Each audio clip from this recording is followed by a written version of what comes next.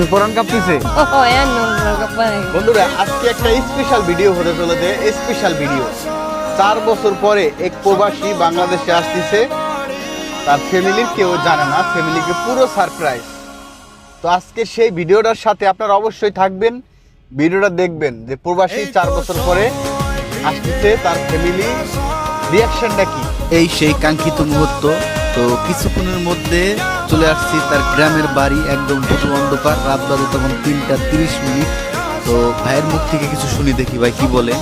আচ্ছা ভাই, এই যে আপনি চলে আসলেন, আপনার অনুভূতিটা কি? যে কাউকে জানাইলেন না, একটা সারপ্রাইজ দিলেন, বিষয়টা কেমন? মানে আপনার কাছে কেমন লাগতেছে বলেন তো একটু। অনুভূতি তো ভাই বলে বোঝানোর কথা না। 4 বছর পর আসছে, তারপরে বড় সারপ্রাইজ হবো আমি। আগে তাদেরকে সারপ্রাইজ দিই, দেন দেখি তারা সারপ্রাইজ এখন হয় কি না। করবেন? এখন তো বাড়ির কাছে চলে আসছেন, এখন কি ডাক দিবেন? বাড়ির কাছে চলে এসেছি, দেখি কি অবস্থা ভাই। লাইক পুরো রিয়াকশনটা দেখাও বন্ধুরা। রাত বাজে 3টা, চলে এসেছে তার ঘরের খবরে। সালাম আলাইকুম আব্বা, আমি দরজা খোলেন।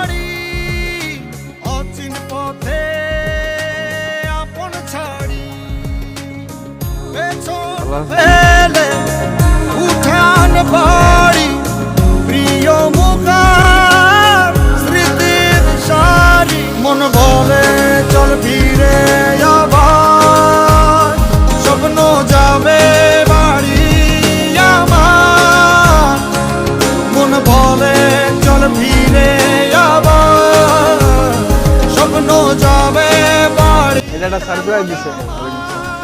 জি আলহামদুলিল্লাহ। এই যে গাড়ির মাল নামাইতে হবে। বিদ্যুৎ নাই না? তা হঠাৎ করে না জানি আসলো, এটা জিজ্ঞেস করে।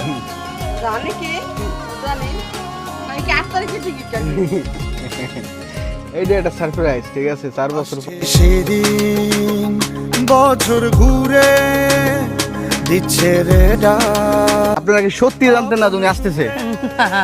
আপনি পরান কাঁপতেছে,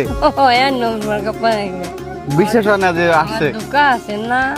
কাকা, আপনার কি মনে হয়?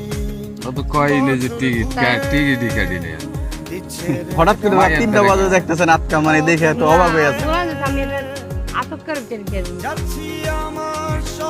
ওটা দেখেন, বাবা মাকে সারপ্রাইজ দিছে রাত 3টা বাজে। ছেলে কিন্তু জানে না, ওমান প্রবাসী ফারদিন ভাই। তো হঠাৎ করে চলে আসছে, তো বিষয়টা একটু অন্যরকম।